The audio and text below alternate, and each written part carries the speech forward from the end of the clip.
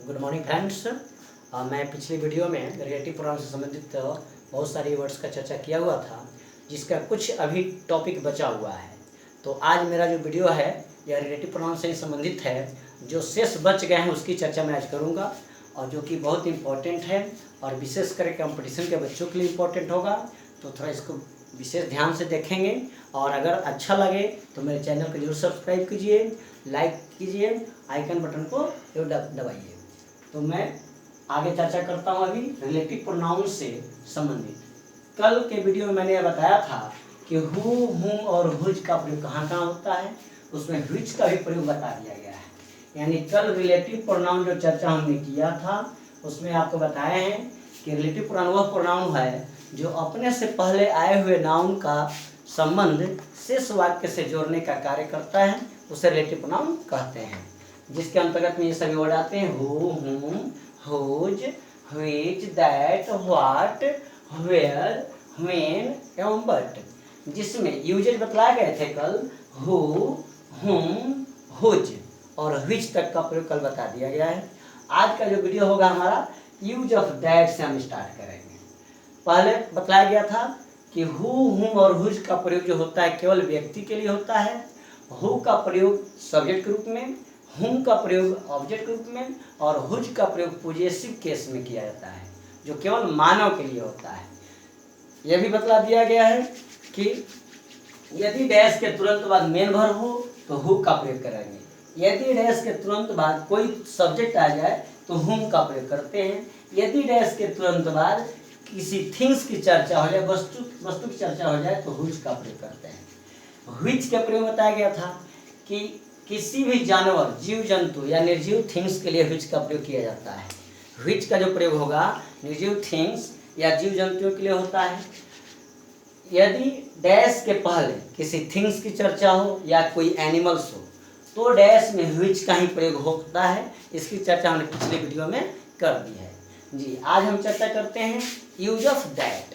तो use of that यहाँ लिखा गया है। दैट का भी अर्थ होता है जो। एक बात ध्यान देंगे हम लोग कि हु का प्रयोग जो के अर्थ में मानव के लिए किया जाता है, और व्हिच का प्रयोग जो के ही अर्थ में थिंग्स के लिए किया जाता है। तो अब यहाँ दिखाई दे रहा है दैट। दैट का भी अर्थ होता है जो। इसका प्रयोग कहाँ करेंगे? तो दैट का प्रयोग व्यक्ति एवं वस्तु दोनों के लिए जो के अर्थ में किया जाता है। दैट का प्रयोग व्यक्ति एवं वस्तु थिंग्स के लिए भी किया जाता है, व्यक्ति के लिए भी किया जाता है, जो के अर्थ में। एज फॉर एग्जाम्पल यहाँ देखा जाए, this is the man dash helps us. अब यहाँ मैन है तो होना चाहिए था हु, निश्चित रूप से हु होगा यहाँ।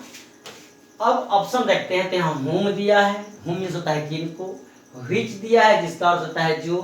दैट दिया गया है जिसका अर्थ होता है जो, और हुज दिया है जिसका अर्थ है जिसका, जिसकी। तो अगर हम यहाँ ऑप्शन देखें तो इसमें हु है ही नहीं। जब हु नहीं है तो यहाँ मैन के लिए हु का प्रयोग, मतलब हु नहीं है तो नहीं कर पाएंगे। अब इसमें देखें क्या होगा। तो एक दैट ऐसा वर्ड है जिसका प्रयोग व्यक्ति के लिए भी होता है और थिंग्स के लिए भी होता है। तो इस स्थिति में हम यहाँ पर दैट का प्रयोग करेंगे। This is the man that helps us. यही व्यक्ति है जो हम लोगों का मदद करता है। अगला सेंटेंस देखते हैं, this is the book dash I bought yesterday. Option है हु, हुम, दैट, व्हाट। ऑप्शन देखा जाए तो हु व्यक्ति के लिए, हुम भी व्यक्ति के लिए, और हमारा यहाँ सेंटेंस में क्या कह रहा है कि बुक दिया हुआ है। अगर यहाँ बुक है तो हु और हुम तो होगा नहीं। अब दो ऑप्शन बचे हैं, दैट और व्हाट। व्हाट का जो प्रयोग हम लोग करते हैं केवल मैटर के लिए करते हैं, कोई ना कोई मुद्दा, किसी न किसी टॉपिक के लिए हम व्हाट का प्रयोग करते हैं। अब यहाँ जो दैट बचा है, दैट का अर्थ होता है जो, और दैट का प्रयोग हम दोनों के लिए करते हैं, व्यक्ति और वस्तु दोनों के लिए किया जाता है। इस आधार पर ऑप्शन के अनुसार यहाँ दैट का प्रयोग सही होगा। यदि ऑप्शन में व्हिच दिया रहता तो व्हिच बेटर था, व्हिच ज्यादा अच्छा था, लेकिन ऑप्शन में व्हिच नहीं है। जब व्हिच ना हो तब दैट का प्रयोग करेंगे। यहाँ मानव है और मानव के लिए अगर ऑप्शन में हु दिया रहता तो हु सही था, अगर ऑप्शन में हु नहीं है तो वहाँ दैट होगा। यानी कि दैट का प्रयोग मानव या वस्तु थिंग्स सभी के लिए किया जाता है। अब एक हम विशेष रूल्स देखते हैं इसका दैट का ही। और रूल 2 में देखा जाए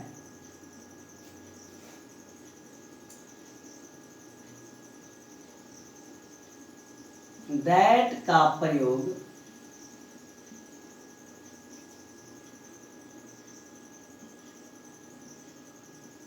उस नाउन के बाद,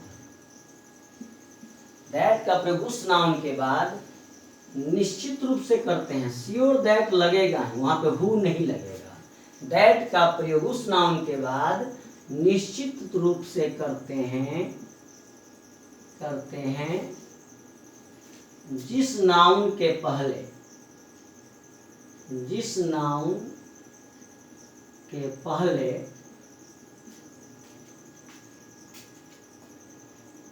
सेम, वेरी सेम,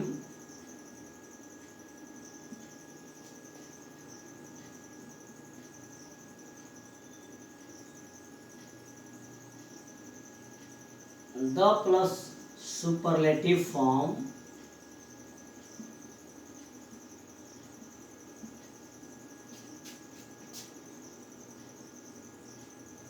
इत्यादि दे रखा हो।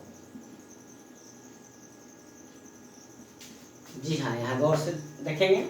दैट का प्रयोग उस नाउन के बाद करते हैं जिस नाउन के पहले सेम, वेरी सेम या सुपरलेटिव फॉर्म दे रखा हो। एडजेक्टिव का सुपरलेटिव फॉर्म जैसे बेस्ट, स्मॉलेस्ट, टॉलेस्ट इत्यादि, ये सब वर्ड अगर दिए होंगे तो उस नाउन के जस्ट बाद दैट का प्रयोग करेंगे, चाहे वह नाउन लिविंग हो या नॉन लिविंग हो, मतलब निर्जीव हो या सजीव हो, व्यक्ति हो या एनिमल हो या कोई थिंग्स हो। दैट का प्रयोग हम करेंगे जब नाउन के पहले सेम, वेरी सेम या द करके सुपरलेटिव फॉर्म दे रखा हो। एज फॉर एग्जांपल देखते हैं यहाँ पे, this is the same boy, this is the same boy dash has stolen my pen. This is the same boy dash has stolen my pen. इसमें option है who, whom, that, which। Option पे अगर हम ध्यान दें तो who means भी होता है जो, that मीन्स भी होता है जो, और which मीन्स भी होता है। आप पिछले रूल्स में पढ़ चुके हैं कि बॉय अगर आ गया, मैन की चर्चा हो गई, ह्यूमन बींग्स की चर्चा हो गई, तो यहाँ ह्यूमन बींग्स के लिए हु का प्रयोग करते हैं। Who has stolen my pen.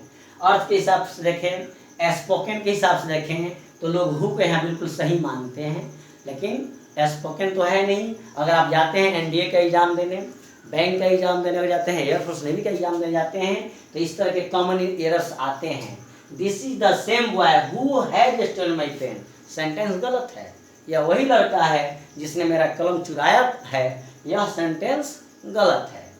Who अगर यहाँ रहेगा तो गलत हो गया, क्योंकि बॉय के पहले अगर द सेम लगा है, वेरी सेम लगा है, the best boy, the smallest boy से करके आ गया, सुपरलेटिव फॉर्म आ गया, तो यहाँ पर दैट का प्रयोग ही करेंगे, हु का प्रयोग कभी नहीं होगा। जी आगे देखते हैं 2 number sentence.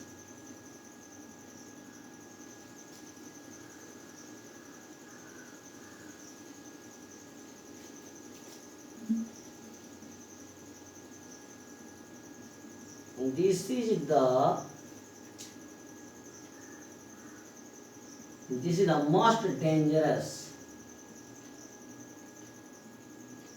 This is the most dangerous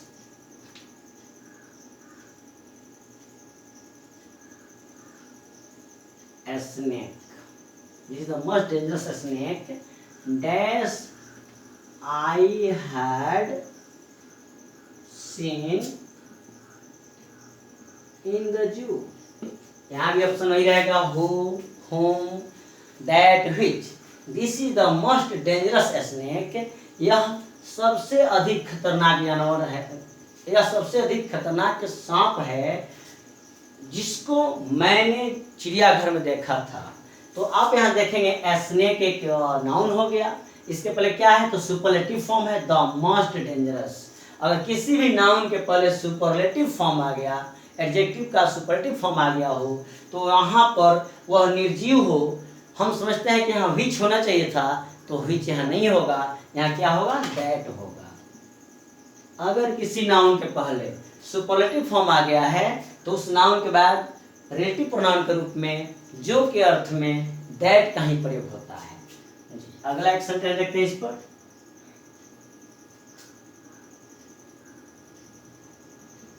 this is the very same book dash you have bought yesterday। यहाँ देखते हैं this is the very same book. अब आप देखते हैं कि नाउन बुक के पहले वेरी सेम आ गया। किसी भी नाउन के पहले सेम, वेरी सेम या सुपरलेटिव फॉर्म दे रखा हो यहाँ पे दैट का ही प्रयोग होगा, बाकी कोई भी प्रोनाउन का प्रयोग नहीं करेंगे। आप समझते हैं, आप जानते हैं कि थिंग्स आ गया तो विच होता है, किसी मैन की चर्चा हो गई तो हु होता है, लेकिन जब उस नाउन के पहले सेम या वेरी सेम या सुपरलेटिव फॉर्म आ गया है तो दैट का ही प्रयोग करेंगे, बाकी कोई दूसरा प्रोनाउन का प्रयोग नहीं होता है। जी, अब अगला हम लोग चर्चा करते हैं अगला प्रोनाउन व्हाट का प्रयोग। अभी हम लोग पढ़ेंगे यूज ऑफ व्हाट। जी, यूज ऑफ व्हाट की चर्चा करते हैं। जब व्हाट सेंटेंस के बीच में आ जाए, यानी किसी नाउन के बाद आता है व्हाट, तो उस व्हाट का अर्थ क्या नहीं होता है, क्योंकि वह रिलेटिव प्रोनाउन का काम करने लगता है। अपने से पहले आए हुए नाउन से शेष वाक्य के मैटर को जोड़ने का काम करता है, इसलिए व्हाट का अर्थ यहाँ पर जो कुछ होने लगता है। और व्हाट का जो हम प्रयोग करते हैं किसी न किसी मैटर, मुद्दा के लिए किया जाता है। जी, तो अगला हम रूल्स लिखते हैं व्हाट से संबंधित।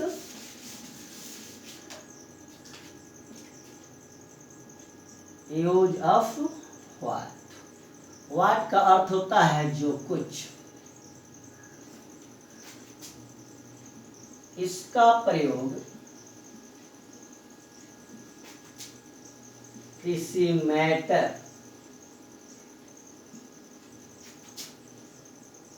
या मुद्दा के लिए किया जाता है। व्हाट का प्रयोग किसी मैटर या मुद्दा के लिए किया जाता है। एज फॉर एग्जाम्पल, कोई बोलता है कहिए आप जो कुछ कहना चाहते हैं, जैसे होता है से dash you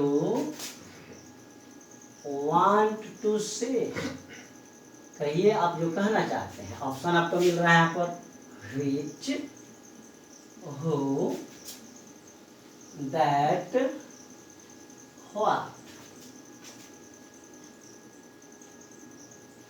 do dash you want to do dash you want to do, listen carefully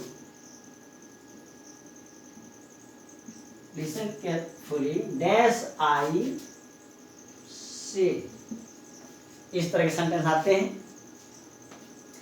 से डैश यू वांट टू से। अब यहाँ देखा जाए, बोला जा रहा है कि से यानी कहो, डैश यू वांट टू से तुम कहना चाहते हो, तो आप जो कुछ कहना चाहते हैं, आपका मैटर में क्या आ गया, विचार। जो भी यहाँ मैटर है, किसी मैटर या मुद्दा के लिए व्हाट का प्रयोग करते हैं। इस मैटर के अंतर्गत आता है, जैसे विचार आ जाएगा आपका, विचार, सोच, कुछ भी कहना या सुनना, जो कुछ आप कहते हैं या सुनते हैं, कोई ना कोई मैटर, कोई ना कोई मुद्दा होता है। तो यहाँ कह रहा है कि से कहो व्हाट यू वांट टू से, कहो जो कुछ तुम कहना चाहते हो। तो यहाँ पे व्हाट का हम प्रयोग करेंगे जो कुछ के अर्थ में। और यहाँ व्हाट इंट्रोगेटिव प्रोनाउन नहीं है, क्योंकि किसी न किसी मैटर को जोड़ने के लिए आ गया, तो इसे रिलेटिव प्रोनाउन के रूप में लाएंगे और यहाँ व्हाट का अर्थ जो कुछ हो जाता है। Do what you want to do, करो जो तुम करना चाहते हो। Do what you want to do. Listen carefully, कृपया ध्यान से सुने, लिसन केयरफुली डैश आई से, यहाँ भी हो जाएगा व्हाट आई से। यूज ऑफ व्हाट समाप्त हुआ और मुझे उम्मीद है कि आप सभी को व्हाट को समझने में, हु, हुम, हुज को समझने में और दैट को समझने में कहीं कोई दिक्कत नहीं आई होंगी। अगर किसी तरह का समस्या या दिक्कत आती है तो आप कमेंट बॉक्स में जरूर डालें, ताकि मैं आपको उस बिंदु पर ध्यान दे सकूं और उसमें सुधार कर सकूं। जी आगे हम लोग देखते हैं यूज ऑफ वेयर। वेयर पर चर्चा करते हैं। वेयर, अगर जिस वाक्य में वेयर दे रखा हो, वेयर यानी प्रारंभ में हो, ये सभी वर्ड अगर शुरू में आ जाए, वाक्य के प्रारंभ में आ जाए, तो इन सभी का अर्थ कुछ और होने लगता है। जैसे हु मीन्स कौन हो जाएगा, हु मीन्स किनको हो जाएगा जब वाक्य प्रारंभ में होगा। तो वेयर मीन्स कहाँ होने लगता है, यानी कि उस स्थिति में ये WH वर्ड इंट्रोगेटिव प्रोनाउन का काम करते हैं।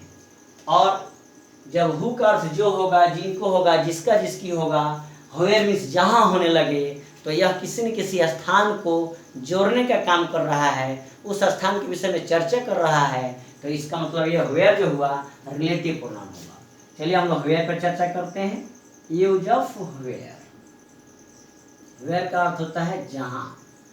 ऐसे वेयर मीन्स कहाँ होता है, उस सेंटेंस में, जिस सेंटेंस में मार्क्स ऑफ इंट्रोगेशन दे रखा हो और वेयर प्रारंभ में हो, तो वहाँ पे कहाँ अर्थ निकालेंगे आप लोग। लेकिन यही वेयर किसी न किसी नाउन के बाद आ रहा हो, वाक्य के बीच में आ रहा हो, तब इस वेयर का अर्थ हो जाता है जहाँ। और यह वेयर अपने से पहले आए हुए नाउन से संबंध जोड़ने का काम करता है, इसलिए इसको कहते हैं रिलेटिव प्रोनाउन। चलिए वेयर का अर्थ होता है जहाँ। इसका प्रयोग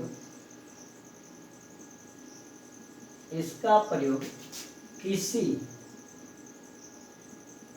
स्थान यानी प्लेस, इसका प्रयोग किसी स्थान, प्लेस को जोड़ने के लिए, स्थान या प्लेस से संबंध दर्शाने के लिए, संबंध दर्शाने के लिए किया जाता है।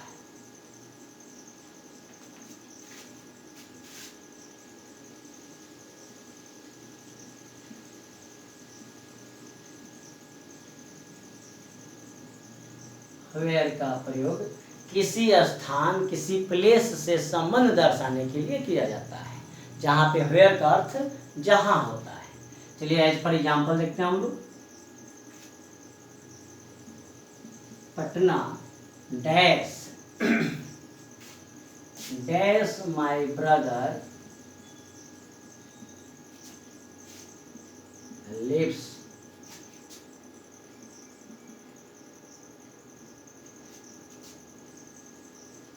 is the capital of Bihar. यहाँ आपको ऑप्शन दिया जा रहा है which, that, what, where। अब इस ऑप्शन से आप देखेंगे which का प्रयोग किसी निर्जीव थिंग्स को जोड़ने के लिए किया जाता है। तो पटना which करते हैं तो यहाँ पे जो का अर्थ होगा और सेंटेंस गलत होने लगेगा। that मीन्स भी जो होता है। यहाँ हम देखते हैं जैसे स्थान दिखाई दिया, किसी स्थान का नाम आ गया, तो यहाँ पे वेयर का प्रयोग हम करेंगे। जैसे यहाँ स्थान दिखा, वेयर कर देंगे। यहाँ एक सेंटेंस और देते हैं, Malmaliya dash JK sir teaches is a famous place. Malmaliya, जैसे हम मलमलिया देख लिए, पटना देख लिए, किसी स्थान के नाम देख लिए, देखें यहाँ पर वेयर का ही प्रयोग करेंगे। This is the place dash I slept yesterday. यह वही स्थान है जहां मैं कल सोया था। तो किसी स्थान का नाम आ जाए, किसी प्लेस की चर्चा हो जाए और यहाँ उसके बाद में डैश दे रखा हो, तो आप बिना सोचे समझे झट से वेयर का प्रयोग कर देंगे और आपका आंसर सही होगा। Patna where my brother lives, Patna जहाँ मेरा भाई रहता है, is the capital of Bihar, वह बिहार की राजधानी है। मलमलिया वेयर, जैसे मलमलिया देखेंगे वेयर कर देंगे, उसके बाद अर्थ निकालते रहिए। Malmaliya where JK sir teacher, Malmaliya जहाँ जेके सर पढ़ाते हैं, इज ए फेमस प्लेस, वह एक प्रसिद्ध स्थान है। दिस इज द प्लेस, यही वह स्थान है, this is the place where I slept yesterday, जहाँ की मैं कल सोया था।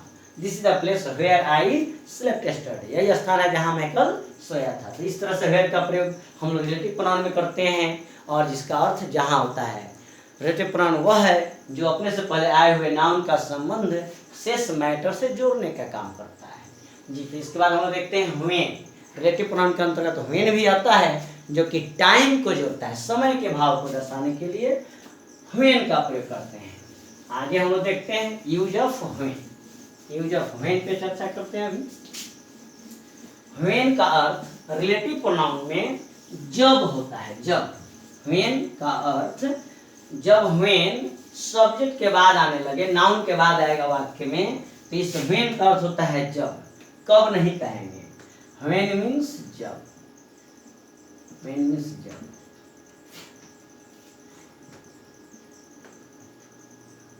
व्हेन का प्रयोग, व्हेन का प्रयोग समय, समय के भाव को दर्शाने के लिए, समय के भाव को दर्शाने के लिए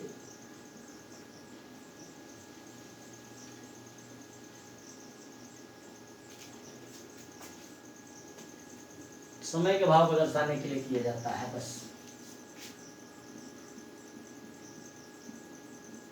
व्हेन का प्रयोग समय के भाव को दर्शाने के लिए किया जाता है। यानी यदि डैश के पहले किसी टाइम की चर्चा की गई हो तो वहां पे व्हेन का प्रयोग करेंगे, उसमें भी समय नहीं गवाएंगे आंसर लिखने में। जैसे ही आपको डैश के पहले टाइम दिखा कि वहां व्हेन भरिए, आपका आंसर सही होगा। एज फॉर एग्जाम्पल देखते हैं हम लोग, द टाइम, जैसे टाइम आ गया यहाँ पर, the time dash I noticed, I noticed my mistake, mistake, I put off the lamp, I put off the lamp and slept. Option है who,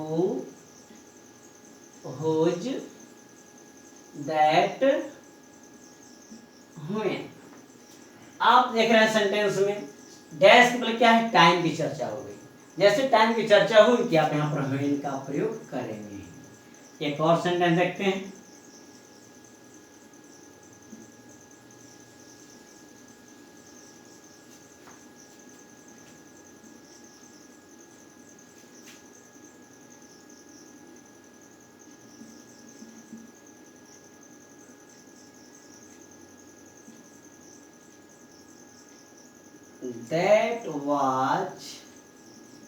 that was the time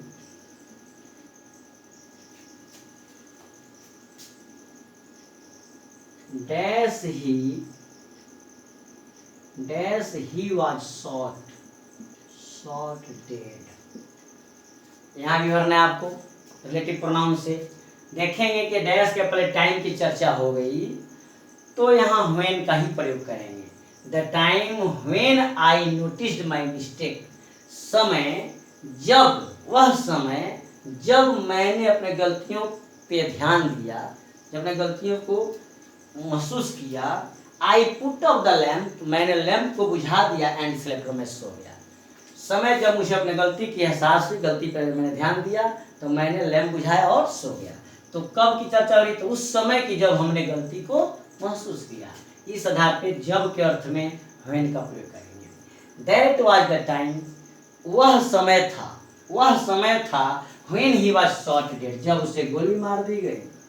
वही समय था जब उसे गोली मार दी गई। That was the time when he was shot dead. यहाँ पे व्हेन का प्रयोग करेंगे। तो कहने का मतलब है यदि डैश के पहले किसी प्लेस की चर्चा हुई है तो वेयर का प्रयोग करेंगे। यदि डैश के पहले किसी टाइम की चर्चा हुई है तो डैश में व्हेन का प्रयोग करेंगे। चलिए इस आधार पे आगे हम देखते हैं। अभी एक बचा हुआ हमारा यूज बट का प्रयोग। But, use of but. But का अर्थ होता है के सिवाय, के सिवाय।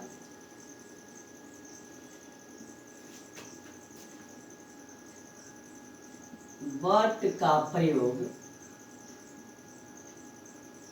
भी, बट का प्रयोग भी अपने से पहले आए हुए नाउन, बट का प्रयोग भी अपने से पहले यानी बट से पहले, अपने से पहले आए हुए नाउन, आए हुए नाउन से संबंध, संबंध जोड़ने के लिए किया जाता है।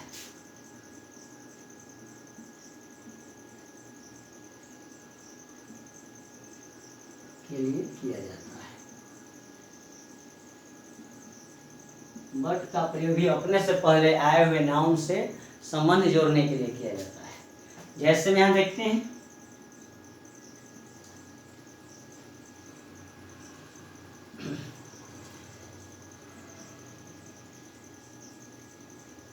nobody knows, nobody dash, nobody dash see knows the truth।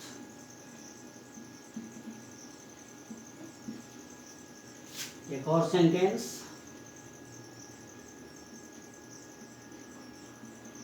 There is nothing dash water, there is nothing dash water, there is nothing dash sands, there is nothing dash snake. इस तरह कोई भी नाउन आ जाए। अब यहाँ option में आपको दिया जा रहा है कि हु होगा या विच होगा या दैट होगा या बट होगा। अब आप ऑप्शन के हिसाब से मिलाएंगे, अर्थ को मिलाएंगे।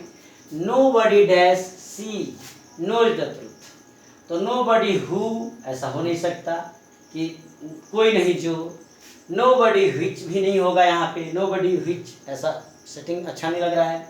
दैट का भी यहाँ प्रयोग नहीं होगा। नोबडी बट, बिल्कुल सही, बट का अर्थ क्या होता है? के सिवाय, तो नोबडी बट सी यानी कि उसके सिवाय कोई नहीं। Nobody but she knows the truth, यानी उसके सिवाय दूसरा कोई नहीं सच्चाई को जानता है। मतलब सच्चाई जानने से उसका संबंध है, वह सच्चाई को जानती है। यहाँ बट का जब हम प्रयोग करेंगे तो बट का अर्थ होने लगेगा के सिवाय, और नोबडी बट सी यानी कि उसके सिवाय कोई नहीं सच्चाई को जानता है। Nobody but she knows the truth. इस तरह पे बट आपका जो हो गया, एक ही सेंटेंस में बट आया है किसी नाउन या प्रोनाउन को जोड़ने के लिए, तो यह बट क्या काम कर रहा है? तो रिलेटिव प्रोनाउन का काम कर रहा है। अगर यही बट दो सेंटेंस को जोड़ने के लिए आएगा तब तो वहां पर बट कंजंक्शन हो जाएगा। जैसे you ran fast but you could not catch the train, तुम तेज दौड़े लेकिन तुम ट्रेन को नहीं पकड़ सके। यहाँ पे लेकिन के अर्थ में आता है बट, और यह यहाँ बट क्या कर रहा है? कंजंक्शन का काम कर रहा है। लेकिन जब एक ही सेंटेंस में अगर बट आया हो किसी नाउन या प्रोनाउन को जोड़ने के लिए, तो वहाँ पर बट या तो प्रीपोजिशन का काम करता है और नहीं तो रिलेटिव प्रोनाउन का काम करता है। जी, तो अगला सेंटेंस देखते हैं। There is nothing dash water, वहाँ कुछ भी नहीं है पानी के सिवाय, यानी वहाँ पानी ही पानी है, पानी होने का बोध किया जा रहा है।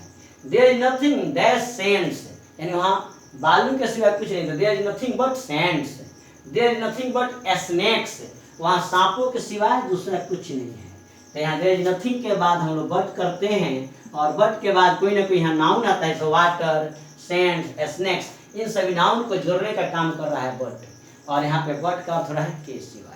जी, तो आज हमारा रिलेटिव प्रोनाउन से संबंधित जो भी वर्ड्स आते हैं इसकी चर्चा हमने किया, और मैं उम्मीद करता हूँ कि आप सभी को अच्छा लगा होगा। अगर मेरा वीडियो अच्छा लगा हो तो आप लोग सब्सक्राइब करें, मेरे चैनल को सब्सक्राइब करें और आइकन बटन को दबाएं, लाइक करें, ताकि मेरा हौसला बढ़े और आगे से मैं इस तरह का वीडियो आपको देता रहूं। नमस्कार।